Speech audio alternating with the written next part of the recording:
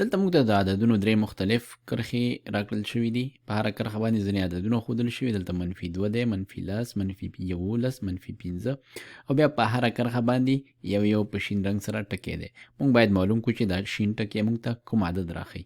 یو نقل به درته درکړم چې دا هره یوه نښه هر ځای کې یو عدد نه زیاتوي. ځینو کې کیدای شي ډېر عددونه زیات کړي. نو تاسو ویډیو ودروئ، د حل کولو کوښښ وکړئ. نو راځو دغه لومړۍ عددونو کرښې ته. دلته دا ټکی پیدا کوو. نو دلته موږ سره -10 دي، دلته -2 دی. نو -2 نه چې -10 ته راځو، موږ باید څه کار وکړو؟ داسې چې داسې راشو، باید -2 نه -8 نور هم کم کړو تر څو ته راشي -10 ته. اوس که چیرې موږ 2 خانې نور هم ښي لاس ته لاړ شو، کیڼ لاس ته داسې، نو دلته به بیا -8 شي. نو دا به شي -18 ځکه -10 نه مونږه 8 نور هم منفي کړه، او 2 خانې چې نور هم کیڼ لاس ته لاړو دا به بیا -8 شي. دې نه به جوړ شي -26. همدارنګه مونږ داسې هم ویلی شو چې که چیرې -2 نه -10 ته 2 خانې لاړو، نو که چیرې مونږ یوه خانه راغلو دا به څو شي؟ -4 به شي. نو دا چې -4 شو، دغه نقطه به څو شي؟ -6.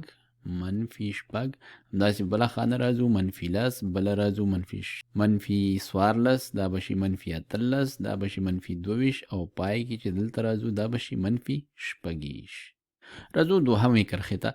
دلته شین ټکی دلته راکړل شوی دی. -11 نه چې -15 ته راځو، دا مونږ دلته 2 خیزونه اچولي.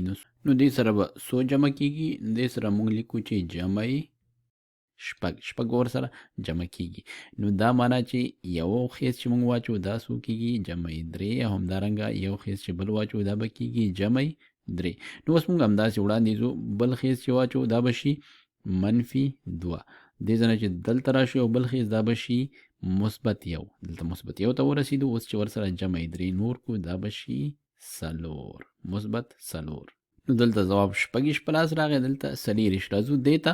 اوس دلته بیا ټکی چې دی ښي لاس ته دی، نو -1 نه چې یو ته راځو موږ باید دې سره څو جمع کړو؟